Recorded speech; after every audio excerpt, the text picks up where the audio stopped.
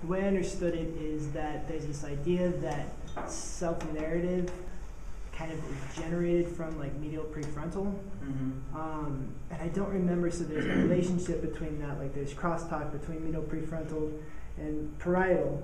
Yeah. But I don't remember exactly what the idea is, short of So it's something like sense of if I am not doing anything, right.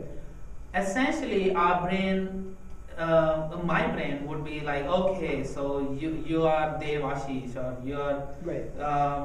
A student, and you are, yeah.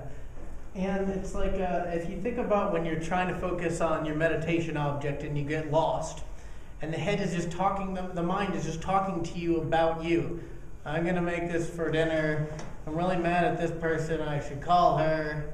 The way that it just rambles and that it's always talking about you and creating some image about you unrelated to what's going on is I think, probably the subjective experience of the default network.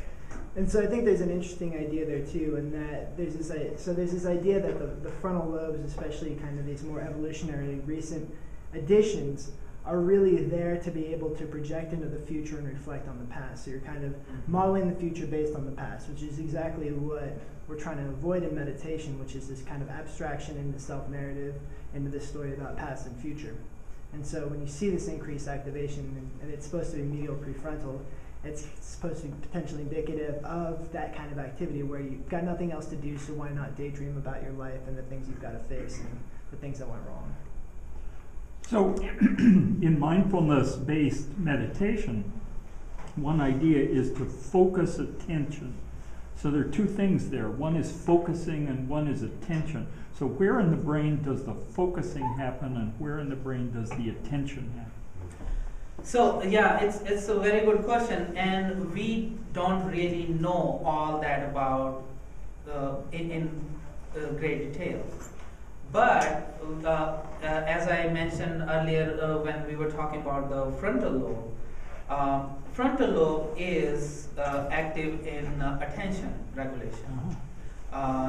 But we are still trying to figure this out and learn specific. And there is probably not one particular area which does that. It'll be multiple regions combining. It'll be probably a network, like default network. So it sounds like the focusing of attention is to turn off the default network. Is that what I got from? Yes, it will be. It will be turning off of the self narration that we are always doing when we are not doing anything. Oh, when I was walking up here, okay. Oh, I need to go there.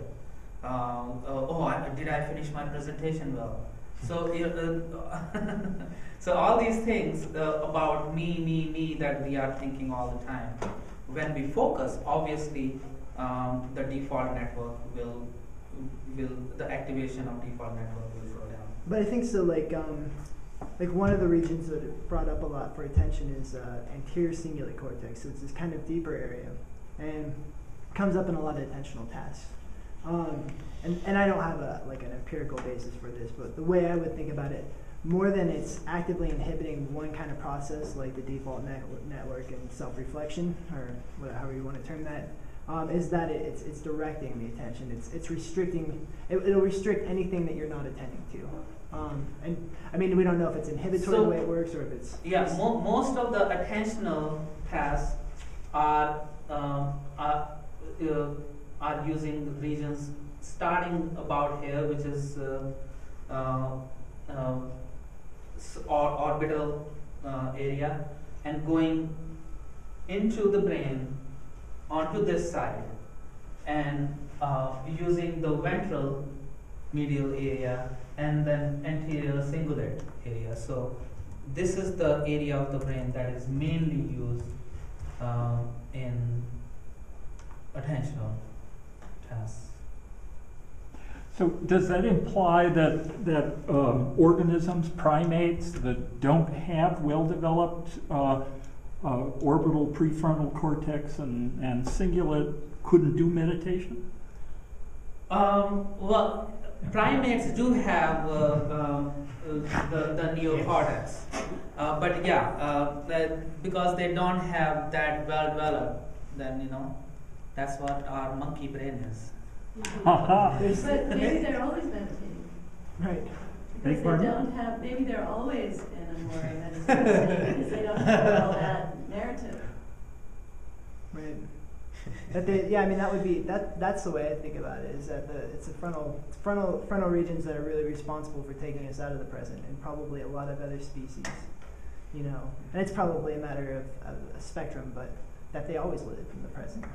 This is known as the baseball bat approach to enlightenment. Right.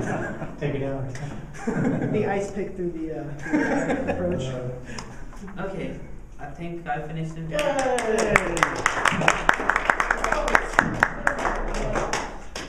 So I'd like to just extend our appreciation to the undergrad student government who bought us all sorts of cool toys for our presentations, including this projector that we're using for the first time. We got computer speakers, and we also have a PA system now. So for the kind of bigger name speakers, we get a lot of people. We don't have to yell, although that was sort of fun. Adam, can you shut the camera off?